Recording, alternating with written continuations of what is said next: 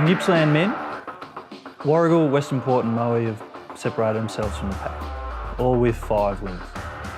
Warragul have been one of the best defensive sides, holding teams to 60 points a game, while Western Port have been setting scoreboards alight at a league-high 94 points a game.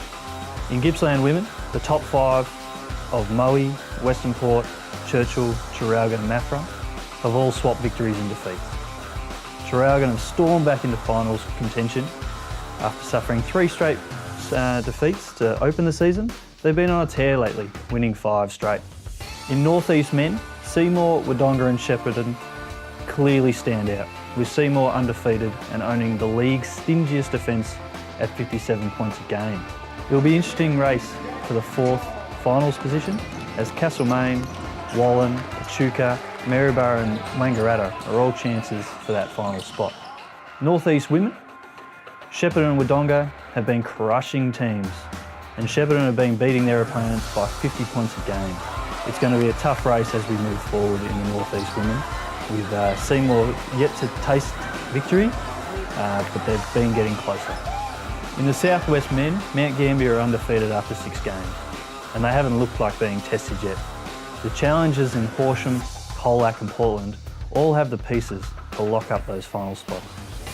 It's worth mentioning though that Stawell, after a couple of years, have finally got that victory, beating Tinboon a couple of rounds ago. In the South West women, Mount Gambier, as their men are, the women are also undefeated and look very strong both offensively and defensively, holding opponents to just 45 points a game. In Gippsland, the individual standouts, we've got Jordan Canavan from Churchill, who's been leading the league in scoring for forever. He's been scoring 30 points a game, as well as hitting 3 threes a game. We've also got Mem Bectus from Sale, who as a rookie has been impacting games fantastically. In the North East, we've got Lucas Tannis of Seymour and Cameron Devereaux of Castlemaine. And in the South West, we've got big Liam McInerney and the ever-consistent, fantastic Simon Birkfeld from Mount Gambier. And in the women's side, we've got Gippsland, we've got Rachel Wansborough from Western Port, hitting a league-leading 26 points per game, and Tanali Hood, who followed up her MVP season last year, dominating games and scoring 24 points a game.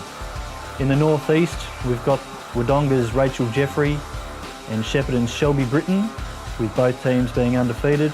And in the South West, we've got Mount Gambier's Brianna Walters and Warrnambool's Catherine O'Keefe. Both been doing great things, and it'll be interesting to see how they go forward. Well, leading up to Christmas, we've got some great games around CBL. In Gippsland, in round 10, we have Warragul and Churchill, which will be a rematch of last year's men's grand final.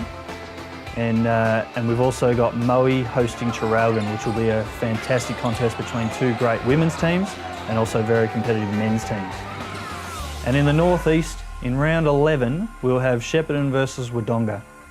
The men's matches are always competitive, and in the women's, we could have one undefeated team finally tasting defeat. In the South West, round 11, we'll have Portland and Warrnambool, and both matches of men and women will have major implications on finals positions. Tender applications are out at the moment for our conference grand finals. They will need to be submitted by the 14th of December this year. These are a great night across Victoria. Any CBL association is able to enter.